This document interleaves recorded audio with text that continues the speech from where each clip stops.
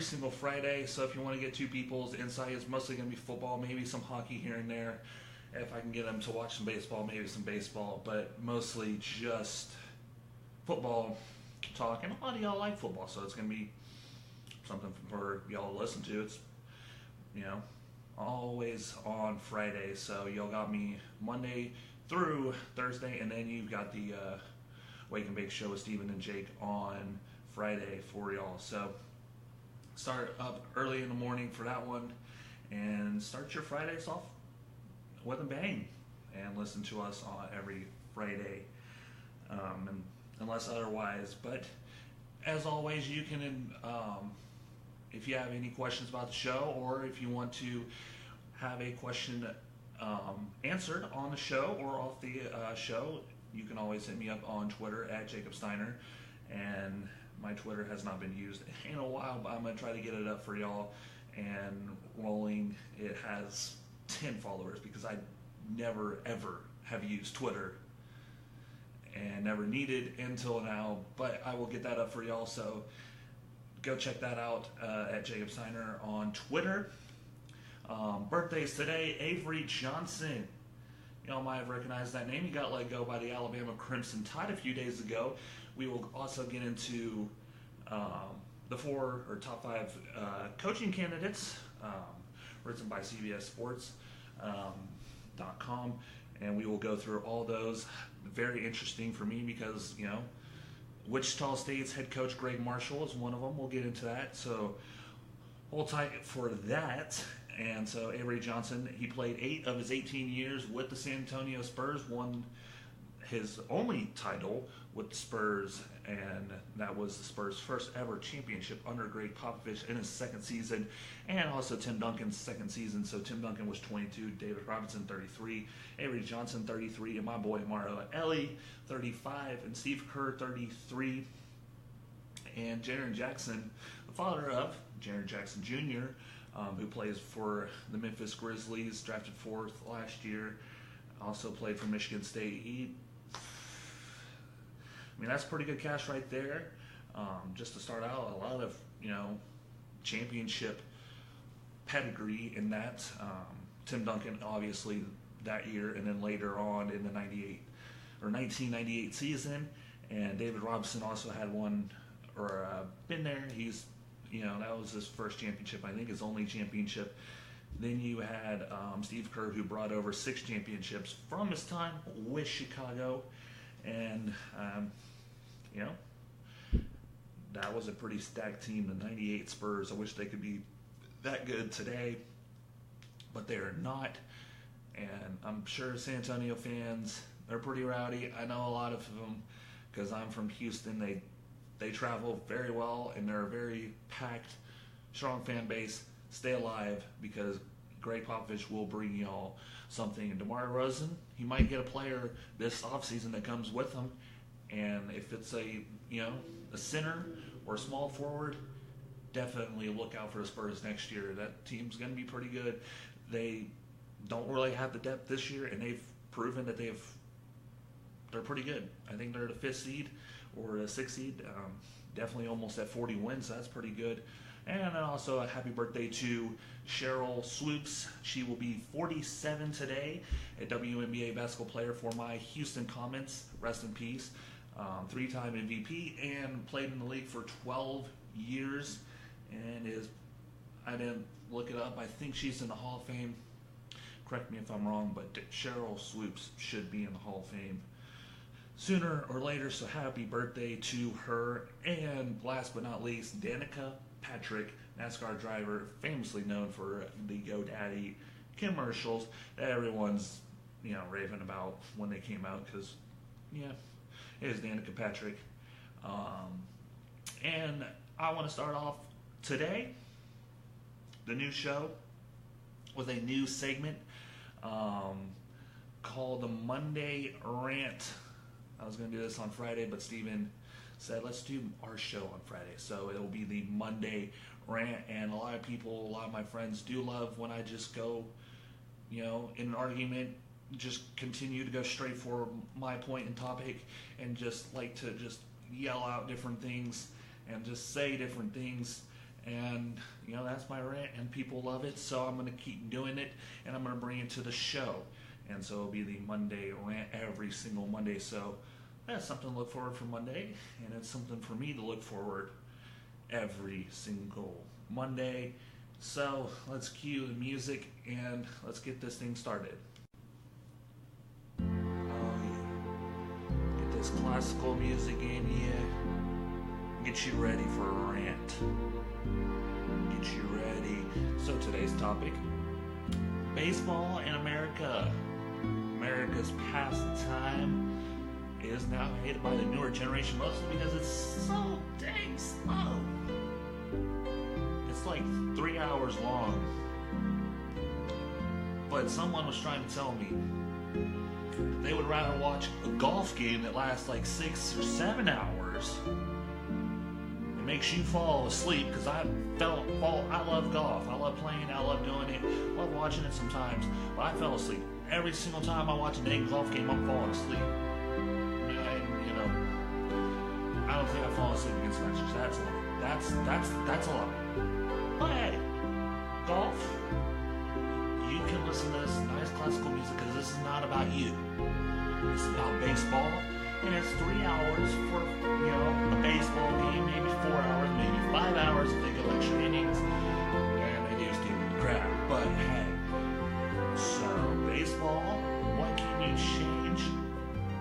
Obviously, I think you need, maybe change a little bit, make it a little faster. Definitely takes forever between innings. Every inning, you just gotta watch. Like sometimes you can get like a 6-second inning, and then sometimes you can get like a 20-minute, 30-minute inning. Just one part of it, half of an inning, and then you got commercials. It takes another, 5 minutes, maybe 2 minutes to do commercials, and then you're just adding on. And then they do commercials when timeouts happen, this happens, when that happens. You need to be on the spot every single time. Maybe the reviews just need to be a little bit quicker. Maybe instead of umpires looking at it, they've already got, I know they've got cameras up there, but why don't the guys that are watching dang cameras just go ahead and just call it? Just be like, hey, yeah, that guy was safe.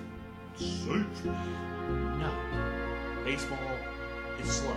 I love it because every single pitch counts. Every single pitch. Because you don't want to throw a pitch to a slider to a slider hitter. You don't want to throw a fastball to a fastball hitter. So every pitch, and they also take too long. I forgot about that. They also take too long with the whole numbers down there. And I wish I could go that fast and still have people be able to read my hand signals. Maybe having a seizure almost with my hand. Just shaking over here, just trying to flip between numbers. Oh, two, to the side, two. Yeah, hey, no, hit him. We don't want, we just start a fight. And then, the fights go on forever. We don't really have that many fights in baseball, because baseball's a peaceful game. It's America's pastime. But, hey, football, I haven't seen a fight in your game in a while, but I've seen a baseball fight not too long ago. Football's supposed to be rougher. So baseball, technically right now, is still rougher. Have you ever gotten hit by a 90-mile-per-hour fastball? Crap hurts. But baseball, you need to get better. You need to get better. I want a more fast-paced game. But I love baseball. I've been playing it since a child.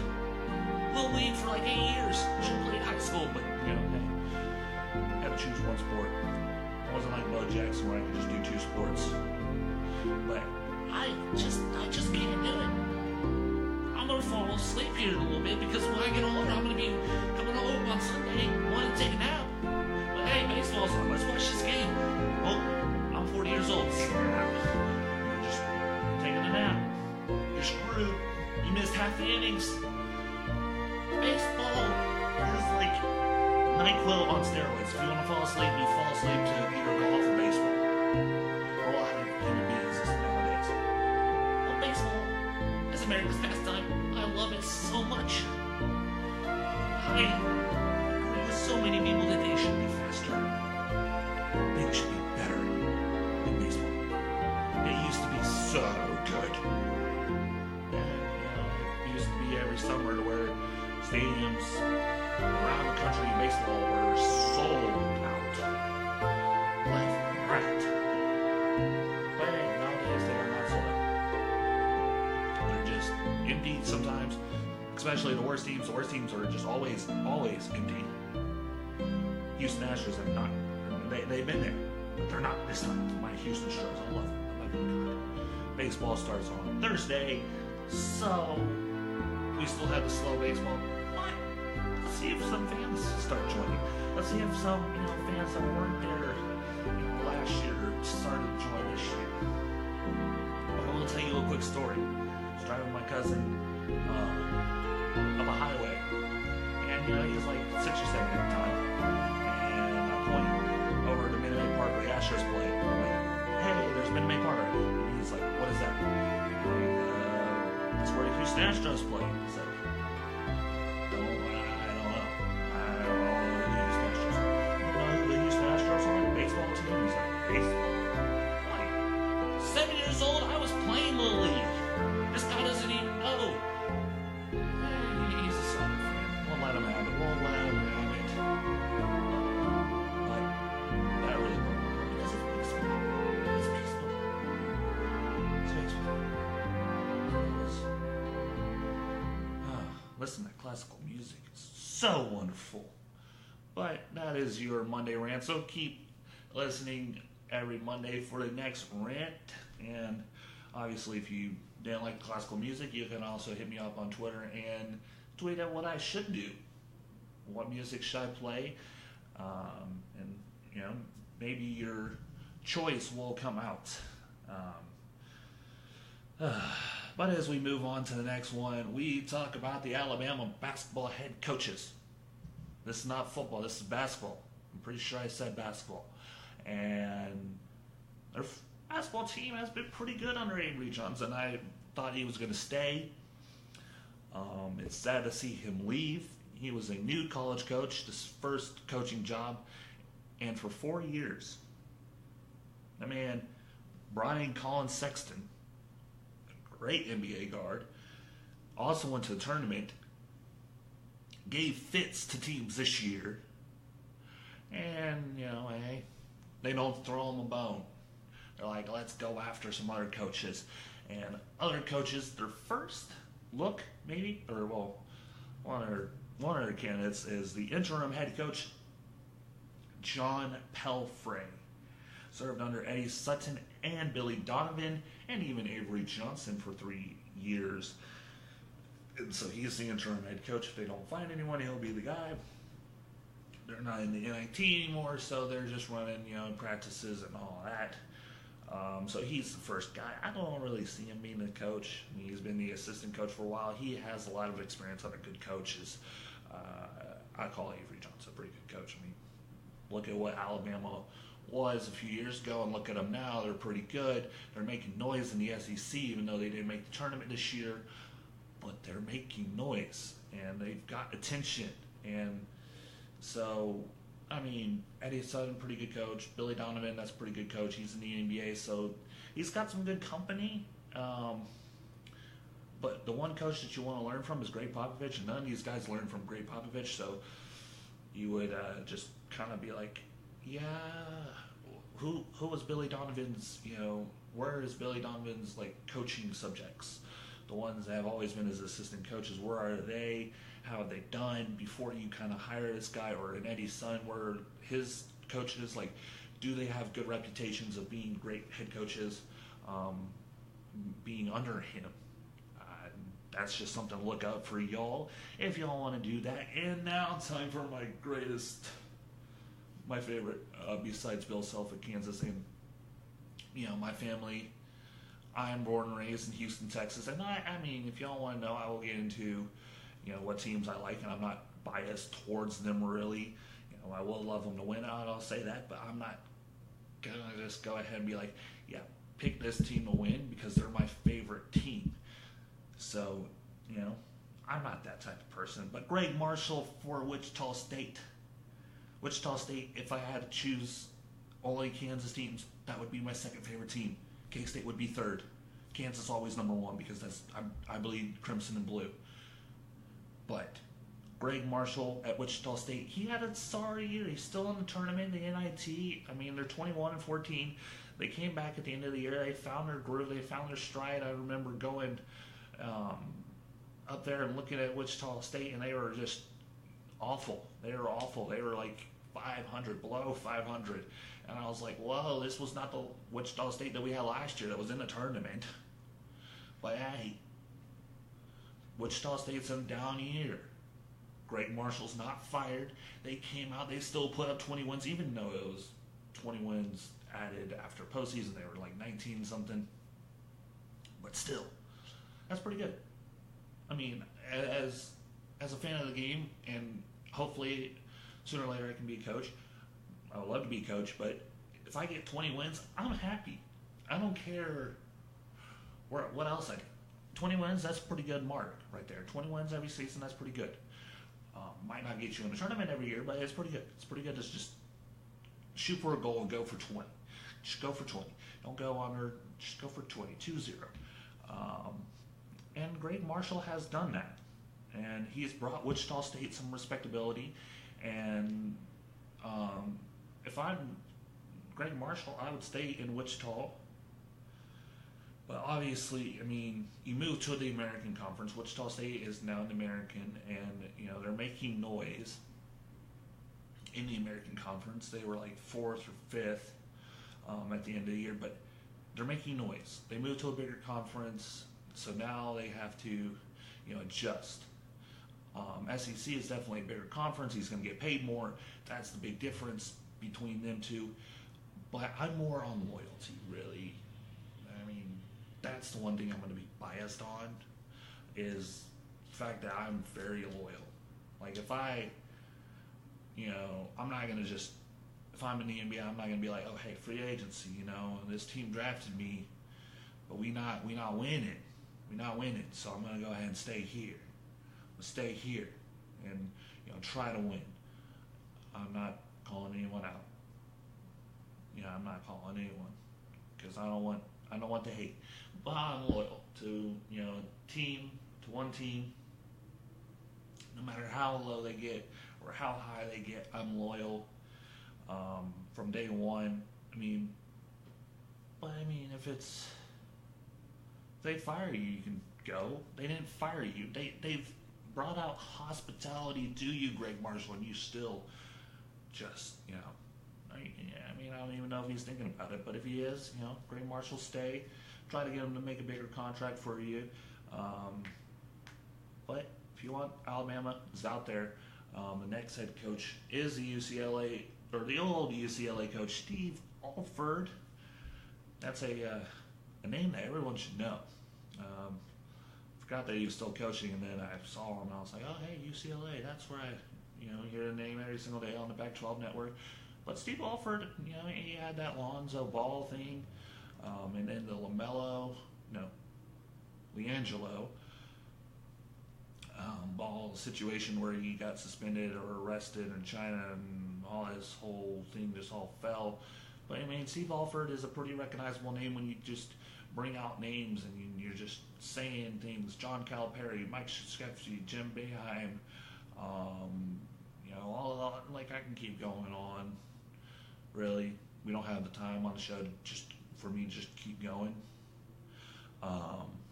But he's a known coach. He's a known good coach. So you hear names and Steve Alford pops off. Yeah, all right, yeah, I know that guy. Keep him on the candidate list because he's pretty good. So Steve Alford, great guy. So he's a possible hire. And the SEC has been doing pretty good with big name coaches. They got Rick Barnes in Tennessee. They're doing good. They're changing up the thing. They got Avery Johnson to Alabama. Obviously, he's not there anymore, but they were pretty good. Then they had that one guy that went to Bruce Pearl to Auburn. So they got pretty good. And also Andy Kennedy, he left a few years ago, but he brought Ole Miss. And that's our next candidate, Andy Kennedy, the Ole Miss guy that left in 2017 in the middle of the year after like 11 and something. but he is still a pretty good coach. He has the most wins at Ole Miss. I think it's 245. So the winningest head coach at Ole Miss, and Ole Miss doesn't have a basketball program, so that's pretty easy to do in relative terms. But I mean, that's still a pretty high honor. In everyone's respect, he brought Ole Miss up from the ground and built a program there. They used to be ranked. They used to be pretty dang good. They pull off upsets here and there. They were in the tournament this year, so he's brought some respectability there, and maybe Andy Kennedy can build off of Avery Johnson's team and bring off some respectability for Alabama. So that's the key hire right there. And I wouldn't say my boy, but Steve Fromm, the Iowa State head coach. I'm a Big 12 guy, so Iowa State, man, that would be so bad for y'all. If y'all lost Fred Hoiberg and now Steve Fromm, correct me if I'm wrong. I'm not great at sounding out this crap. Promh, or I said that wrong. Prohm. Prom, I believe that's Prom. But Steve Prom lost to Ohio State, if you don't remember, on Friday. The first round, they were 6 seed. Ohio State was 11 seed, but hey. Steve Prom, that is a huge name now. They wouldn't, he wasn't a big name a few years ago, but hey, nowadays when you just be like, hey, Steve Prom, ooh, oh yeah, that guy from Iowa State, I know that name, yeah, put him down on the list. Iowa State didn't fire Steve Prom, so he's just got to get lured away, just like Greg Marshall. He's just got to get lured away. But do I think he's going to leave? I mean, Big 12 is still a high octane, environment. I know, Iowa State, Iowa, Corn, whatever, they're all in, the Midwest. That's a smaller school than Alabama. Alabama has a bigger,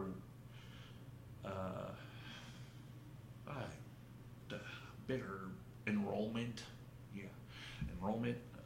for people than Iowa State, I think. So, I mean, that means that Alabama's a bigger school. SEC in basketball terms, I would say, is not greater than the Big 12 yet. I mean, they could be in a few years, but Iowa State is still a dominant team in the conference, and Steve Prom is going to be a good guy if he goes to Alabama. But if I'm Steve Prom, I'm staying, and it's not just based off of loyalty. I would rather choose Iowa State than Alabama. Alabama has not been known to be able to recruit very well. Iowa State has. So if you go to Alabama and you don't get recruits and you get fired, well, look, you had a secure job being able to recruit at Iowa State really easily, but now when you take a look and you're recruiting a guy, you're just like, oh, come to Alabama, we'll play Kentucky every year, and then we'll play a whole bunch of sorry asses on the side. Because that's why I just think about the SEC. They've gone a few teams like Tennessee now. Auburn was there, Mississippi State was there. They lost in the first round of Liberty, called that.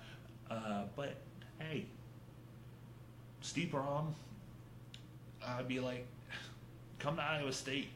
We'll beat K-State. We'll beat Kansas. We'll beat Oklahoma has a pretty good team once in a while. Texas is starting to bring their program up. Baylor's in there. TCU's starting to get in there.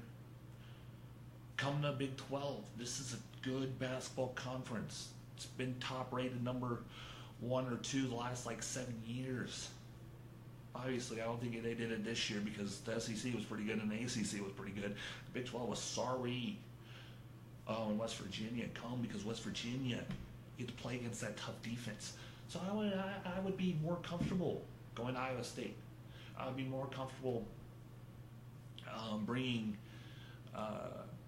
or recruiting at Iowa State than I would be at Alabama. But that's the curious question that Steve Prom has. He's not fired. He's not on a hot seat. But I don't know if I want to do that to Iowa State fans. I mean, they lost a lot over the past few days.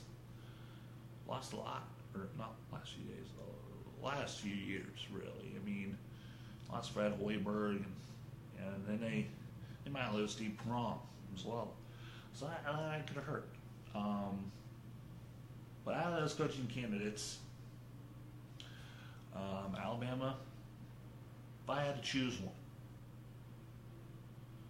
I would pick Andy Kennedy, and that's just not because Greg Marshall and Steve Prohm cannot do it, or Steve Alford, but I just feel like Andy Kennedy has a good reputation already on my book. He knows the SEC better than Steve Alford and Greg Marshall. I mean, John Pelfrey, I mean, he was the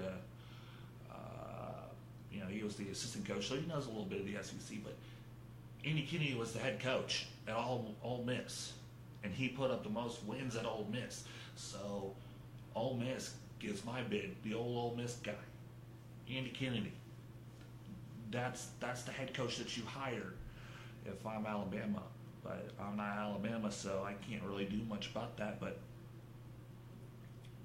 if you can bring Steve Prohm from Iowa State, do it. He's a great coach. But the easy win, you go for, you set a goal. You set a goal, and you say, I'm going to go for this. That's your goal. Steve Prohm is your goal. He's off in Iowa State. You have to lure him away. And that's a hard job to do. I mean, unless you're Kansas or Kentucky and you're just like, hey, Steve Prohm, we're looking for a coach. Come on. Yeah, those are big blue blood programs. You're Alabama, you're football.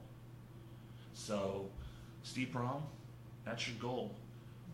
But right at the mark where the win, you can win at, is Andy Kennedy. Right here. It's just flying under the radar.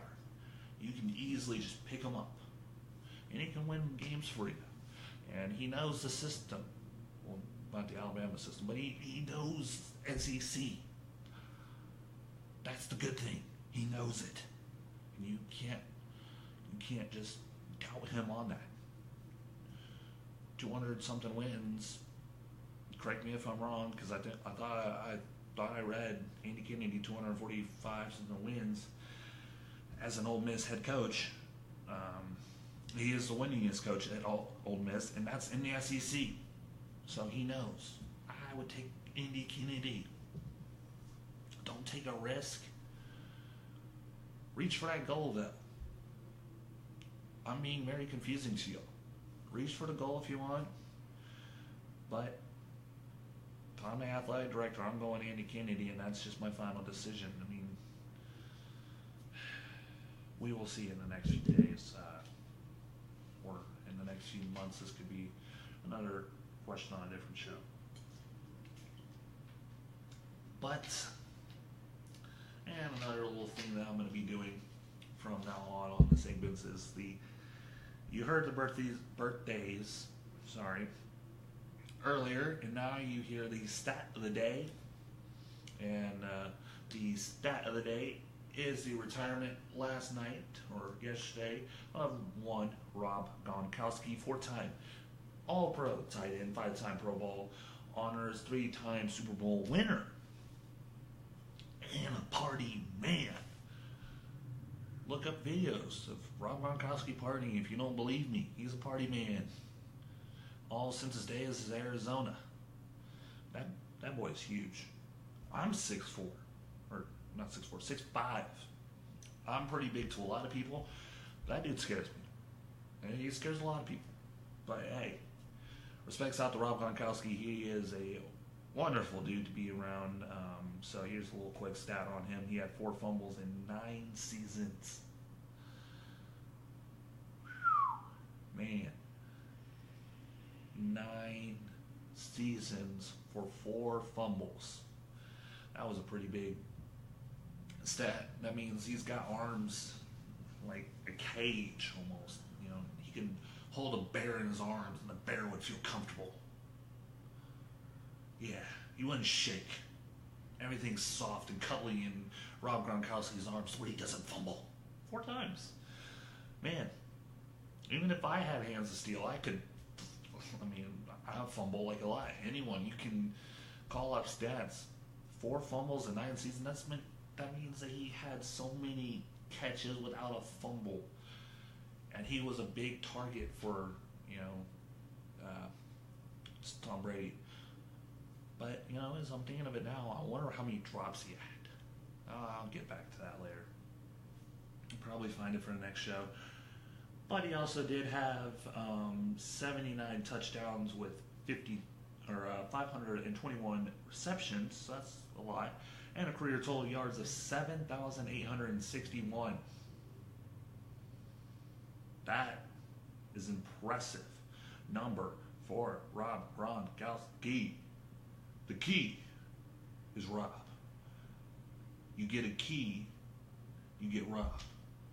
And Rob Gronkowski is the key to winning, as he was, kind of voted one of the best tight ends in the league. And also, I think he was on my top 5 and also Steven's top 5 for tight ends last week on the Wake and Bake show. Always listen on Friday for that. We will have another top 5. Won't always be sports, so keep in mind of that. And it's going to be a fun Wake and Bake show. And so that's the stat of the day, and then another segment that we'll do every day today in history. The Boston Patriots. Speaking of Rob Gronkowski, the Boston Patriots, yes, the football team becomes the new New England Patriots today. March 25th is the date. So that's the big news today in history that I could find. No brackets are still standing in this tournament this year, and I want to talk about the tournament. I picked the first round and a round of 32, and I looked pretty good through the first day. If we look here and we look at this, I was pretty good. I only had one loss, and it was the Belmont loss. I was playing a little bit, so I feel a little bad, almost. But it's an astoundment, or it's astounding that I picked Belmont, and I remember this, but I picked Belmont in a different bracket. I did quite a few brackets, but as I'm looking, in my bracket that I had in a league, I had Maryland winning that one, and LSU obviously winning the next one. But I did pick that Minnesota game, and I called my dad. He picked Louisville, and I was like, "Hey, Dad, hey, you didn't listen to the show, because I picked Minnesota in the show, and look what they did. They won 86-76, and now you look like a dumbass, and you didn't pick it, and that's your fault." And you also picked St. Louis, and look, I called it. Virginia Tech would win that game, and they won it. Liberty as well. So it was a pretty good first day. It was a pretty good first day, and then the second day really just kind of really hurt me when I was in the South region. I picked Wisconsin in this bracket. I think I picked Oregon as just a kind of an underdog, a little, dog that, could win, and they kicked butt. So Oregon moves on, K-State, and I'm going to go ahead and say this for next year, so y'all know, you don't pick a defensive team to go very far, and that was my first mistake, is because I picked K-State to lose to Tennessee in the Elite Eight, but that was my dumb decision. Because you don't pick a defensive team to win at all, mostly because they do have, unless they are pretty good offensively. K-State's not, Virginia's not, so Virginia is not going to make it. I would love it if they make it, because they're an exciting team to watch. Defense is exciting, especially in basketball, steals and then fast break dunks, but defense in basketball nowadays does not win, because you got a whole bunch of threes. And, if you can't shoot, if a team just gets a little bit off you and, scores a little bit, and you can't score on the other end, that's what happened with the 16-1 seed with Virginia last year with UMBC. UMBC got some shots off, and look at Virginia. They can't, they're falling apart on defensive end, and they're also falling apart on offensive end. And it's just like, okay, you can't really get that. But I did also fall apart yesterday as well as Purdue beat Villanova. I thought more highly of Villanova. But Wofford also screwed me, and Ohio State also screwed me. Houston making it to the round of 16, I did not call that because I thought Iowa State would be in the round of 32, and I think Iowa State's a better matchup personally against Houston, and they won, and that was a pretty big game. But if you did not remember the 1-point winner by Duke yesterday, that got me off my chair because that was a pretty good game. UNC or UCF, for goodness sake, they play pretty good. They play pretty good. But we got the games in the East: Duke and Virginia Tech in ACC battle. I want to pick these games, but I failed on the first attempt. But I got Duke. Virginia Tech obviously beat Duke a while back without Zion Williamson, but I don't think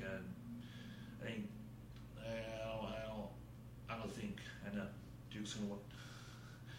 LSU and Michigan State. LSU's on a roll. They played 2 close games in a row. One against Maryland and one against Yale. 2, kind of sorry teams almost. When it comes to at least 6 seed, but Michigan State, I think, will pull it out in that one, and it'll be a 1 versus 2, Duke versus Michigan State in that one.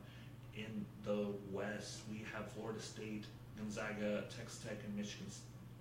So you got the top 1 through 4 in there, and also I got Florida State mostly because Gonzaga, they're just not that. They're good, but they never surprise you in the tournament.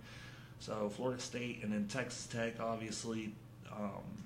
Texas Tech is one of those defensive teams that has a pretty good offense. So I think Texas Tech will win that one. Michigan does not seem to be the team as of late to really kind of win big games. They play pretty well so far, beating Florida and Montana. But I got Texas Tech in that one, and obviously it will be Florida State and Texas Tech, and I got the Red Raiders. I'm going Big 12. But as we move in, Oregon and Virginia, can Oregon pull off another upset and be the 12 seed that goes to the Elite Eight this year? Can they be the Cinderella? You wouldn't really. I mean, when you say Cinderella, you're like, Lehigh, or let's see, Florida Gulf Coast, like some of those small teams that you wouldn't think, but you wouldn't hear Oregon, but they are a 12 seed, and can they pull off the upset? It's going to be a good game. I hope so, because most of Virginia's games are pretty close because they are a defensive battle team, and they don't really score that very well on the offensive end. And then you got Purdue and Tennessee. Purdue's been playing pretty well, but the Vols are pretty hot as of late, and I got the Vols in that one. So it'll probably be a Virginia Volunteers game, and defense in that one. That's going to be a low-scoring game, but I've got probably Tennessee because Tennessee has better offense than Virginia in that one. So some pretty high seeds in there. We don't really have too many upsets this year. Houston, Kentucky in the Midwest, UNC and Auburn. And Auburn, oh man, they hit me pretty good last week when they beat Kansas. So Auburn, good luck. UNC is going to be a tough opponent. I got UNC in Kentucky, but I slept on Auburn and Houston. But Auburn versus UNC, you wouldn't think of it. Close game, or but Wofford almost beat Kentucky, so they're going to come out and they're going to try to play a little bit better. John Calipari is going to get a fire under his team, but the last 2 years, Kentucky has not been very good in the later rounds against the Sweet 16 teams in the Elite Eight. But I think Kentucky is very deep this year. They've learned from their mistakes over the earlier part of the season. They could go all the way. But can Houston pull out the upset? They can on, two reasons. Can they keep up with the size of Kentucky, and can they keep up with the shooting of Kentucky? That's going to be the real key. Obviously, my boys Kansas could not do both, so Kentucky rolled right over them. So I got Kentucky moving on. Obviously, Houston can if they keep up with those two things, the size and the shooting. But obviously, you got UNC and Kentucky. I got Kentucky winning that one. UNC obviously is a great team. But Kentucky, if all due respects, if they are a hot team, they're not a team that you want to mess with. And so you saw them when they were a hot team and they were an 8 seed. They went to the tournament and they won it. Or they went to the Final Four. Either they won it or they lost it, but they did something. I need to look my history up again. But Kentucky, I think, will prevail. So that is your tournament update. Games will start on Thursday, Friday, and Saturday and Sunday. Then the next week after that, we've got the Final Four to look for, and we got that is going to be a big thing. And another big thing that I talked about earlier, games to watch to start the week for the baseball season. All these, MLB starts on Thursday. So Braves and Phillies, Acuna versus Bryce Harper. And it's going to be a fun game. That starts at 2:05 on Thursday. That's not on a big network, which is surprising. Bryce Harper going to a new team. Wouldn't you think that it would be front row? But the ESPN lineup put the Yankees and Orioles on ESPN. That starts on Thursday at 12. Seattle and Boston, the late game. That starts at 6 on ESPN. Then I just want to throw it in. Houston and Tampa, obviously, is my favorite team. And the second part is that Charlie Morton, he could be pitching in that series, and he knows the Houston Astros. So it'll be fun to see what he can do in a new uniform, and also how Justin Verlander will do on the first day of opening day. He hasn't pitched opening day in a while. Let's see how he does in that one. So Houston and Tampa starting at 3 o'clock. Games to watch tonight in the NBA. Obviously, there's more games than these two, but the Nets and Portland, Philadelphia and Orlando. Those are your 2 games to watch for tonight in the NBA. And I don't, those are all playoff implications besides Orlando. And Orlando and Philly, Orlando, you want to, knock down Philadelphia just to kind of, rub it in their face a little bit. But Philadelphia needs to get a better playoff spot, and they could do it tonight with a win, and we'll see if they can do it.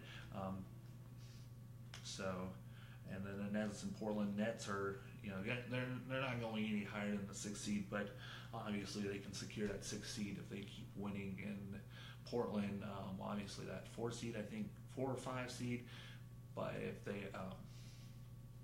they need to keep winning as well to stay on top and fight for better positioning and home court, at least against Oklahoma City. You definitely want that. But Portland has not been playing very well in the playoffs, so don't know how that would happen or how that will play out. But I do like the NHL. I do like it. I don't know really too much about it. I'm starting to try to get into it, mostly because Steven's into it, and it's pretty fun. But playoffs are starting soon for the NHL, and games to watch tonight for that is Boston and Tampa.